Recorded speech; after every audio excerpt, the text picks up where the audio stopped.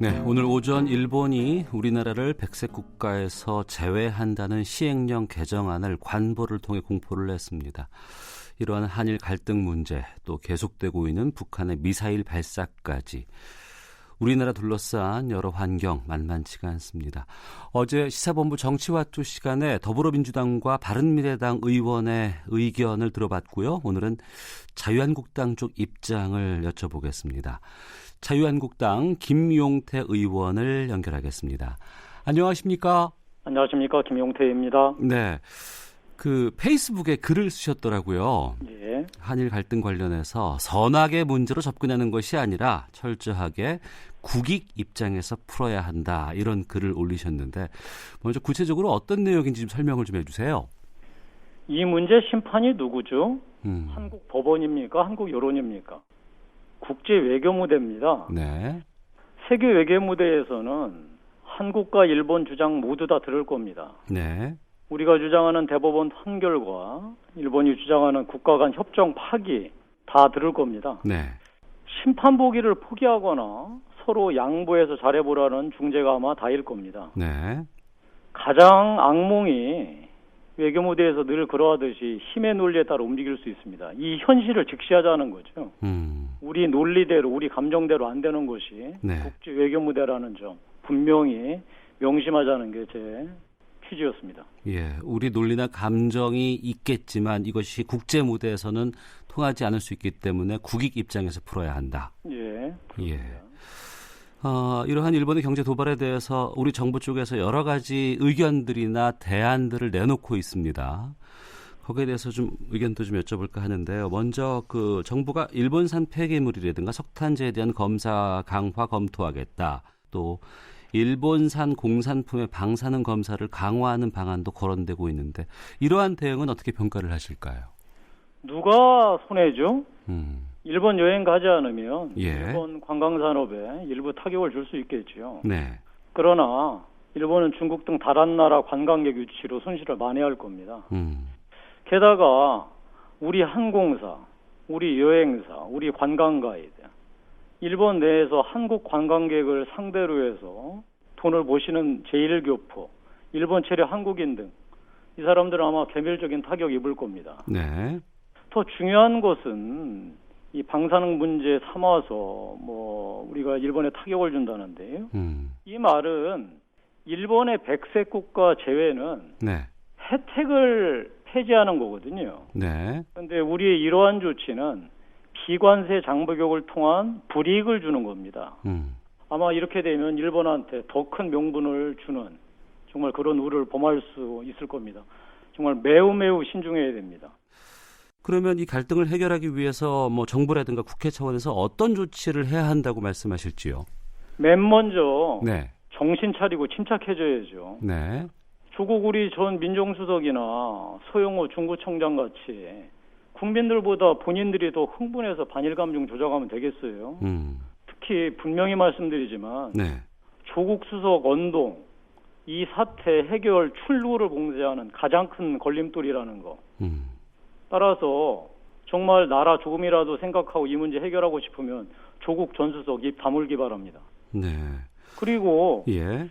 더 중요한 것은 이 문제가 경제 문제에서 안보 문제로 전이되는 겁니다. 예. 이 문제, 이 안보 문제로 전이됐다가는 정말 전혀 우리가 예상치 못했던 상상을 초월하는 국익의 손실로 귀결될 거라는 거 제가 분명하게 말씀드립니다. 그러면 국익의 입장에서 풀어야 하기 위해서 자유한국당 쪽에서 찾는 해법 아니면 이렇게 풀어야 한다는 말씀이 좀 나와야 될 것 같거든요. 궁극적으로는 문재인 대통령이 아베 총리와 단판 짓는 정상회담을 해야죠. 네. 이를 위해서는 공식 접촉을 통해서 네. 한일 청구권 국가협정 문제 해법을 마련해야죠.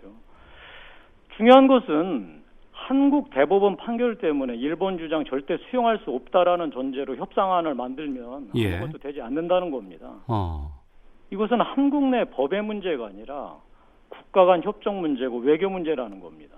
예. 따라서 국가와 대통령의 체면도 중요하죠. 그러나 외교 현실을 직시하고 무엇이 국익에 도움되는지 냉정하게 판단해서 협상안을 만들어야 할 겁니다. 따라서 한일 청구권 이 관련 한일협정 갈등 네. 이걸 위해서는 사실 우리가 제도가 있잖아요. 갈등 해소를 위한 삼국 중재위 가동. 우리가 이런 지혜화에 거절했었죠.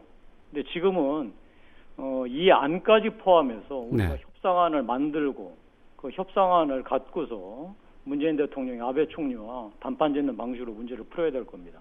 감정 대립으로 서로가 잘못했다라고 손가락질하면서 싸우면 네. 이 문제는 풀리지 않고요. 그러면 결국은 누가 누구한테 얼마나 타격을 주고 그 타격을 누가 얼마나 오랫동안 견딜 수 있나 이런 게임으로 갈 텐데요. 이렇게 되면 네. 정말 결과는 이 서로에게 치명적이 될 뿐만 아니라 우리에게 더 결정적인 이 피해가 돌아올 것 같은 그런 게 명백해지고 있기 때문에 그 체면이 아니라 철저한 실리 차원에서 이 문제에 접근해야 한다고 생각합니다. 하지만 국민적인 감정은 여기에 대해서 조금 좀 결이 다르지 않을까라는 생각이 들거든요. 국민들께서는 그렇게 감정 가지실 수 있죠. 그러나 지도자와 이 집권 세력은 그렇게 해서는 안 됩니다. 그 말씀을 좀 여쭤보겠습니다. 그 자유한국당의 지금 그 김용태 의원의 입장도 그렇고 이러한 대응이 나오고 주장을 하다 보면은 여기에 대해서 또 친일 논란이 좀 불거지는 상황도 좀 있거든요. 네. 이 자유한국당 뭐 입장으로서 현 상황을 어떻게 받아들이실지는 좀 궁금합니다. 이런 문제 생기면 네. 그래 야당이 강경론을 펴고 정부 여당이 신중론을 펴는 게 정상이거든요. 예. 근데 지금은 완전 반대죠. 특히 대통령하고 청와대가 흥분해서 대처하면 네. 사태 출구 마련은 정말 요원해지는 거죠. 아니 거친 말로 굳센 의지로 일본을 이길 수만 있으면 얼마나 좋겠습니까? 그러나 이 싸움은 대통령과 민주당이 하는 게 아니고 기업이 하는 거고요. 예. 기업은 거친 말과 굳센 의지가 아니라 기업의 실력으로 하는 겁니다. 냉정하게 우리 기업의 실력을 파악하고서 이 문제를 대처하고 대통령과 청와대는 어떻게 문제를 풀 수 있을지 철저히 국익 관점에서 안을 마련해서 일본하고 대응을 해야 되겠죠. 예. 뭐 이전이라든가 뭐 90년대만 해도 일본과의 격차가 좀 상당히 커서 우리가 뭐 이기긴 쉽지 않을 것이다. 이런 판단도 있었습니다만 최근에는 좀 우리 역량이 많이 올라와서 해볼 수도 있지 않겠냐라는 의견들도 있거든요. 정말 그러한 의견이야말로 이 대통령과 집권 세력이 해서는 안 되는 얘기입니다. 지금 이 사태는 네. 한일 이 분업 체계의 내용을 전혀 파악하지 않고 하는 소리예요. 네. 우리는 일본으로부터 이번 이제 문제가 된 품목들을 보면 일본에서 차지하는 수출 비중은 정말 따지지 않아도 될 정도로 미미한데요. 그 소재를 통해서 우리가 만들어내는 완제품은 대한민국 경제의 20% 이상을 차지하는 뭐 결정적인 이 품목들이에요. 네. 자, 이런 걸 갖고 현재 한일 간의 경제 규모를 갖고 해볼 만하다고 얘기하는 거는 정말로 번지수를 제대로 잘 못 찾은 거죠. 저는 따라서 이 문제에 대해서 이 분명한 팩트에 의해서 문제를 접근해야지 그냥 뭐 누가 말씀하셨대요. 무슨 축구 경기인 양 일본은 무조건 이겨야 한다. 싸움이 붙었으면 이런 식으로 접근하는 게 얼마나 비이성적이고 그 국익을 해치는 그 행동인지 분명히 우리가 서로 알아야 됩니다. 예. 뭐 무역이라든가 자유무역이라든가 경제 문제를 안보로 전환해서 이것을 도발했다 이렇게 주장을 하고 있습니다. 여기에 대해서 우리나라가 한일 군사정보보호협정 지소미아를 파기해야 한다 이런 주장도 나오고 있거든요. 정부 차원에서는 뭐 검토해볼 문제다, 뭐 종합적으로 판단하겠다 이런 입장인데 이 지소미아 문제는 어떻게 보십니까? 지금 세계 무대에서 한국 편이 어디 있죠? 중국입니까? 러시아입니까? 동남아입니까? 유럽입니까? 그나마 중립적 태도를 취하고 있는 나라가 미국입니다. 네. 근데 미국은 이 양국 경제 문제를 서로 해결하라고 주문하고 있습니다. 그런데 미국과의 사활적 이익이 걸린 안보 문제로 이 문제를 우리가 먼저 전화시킨다면 미국마저 우리에게 등을 돌릴 겁니다.